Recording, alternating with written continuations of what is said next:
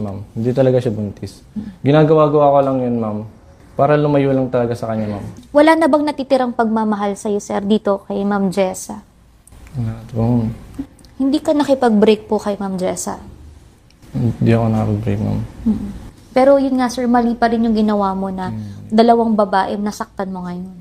Ano yung bagay ba na meron sa girlfriend mo ngayon na wala kay Ma'am Jess?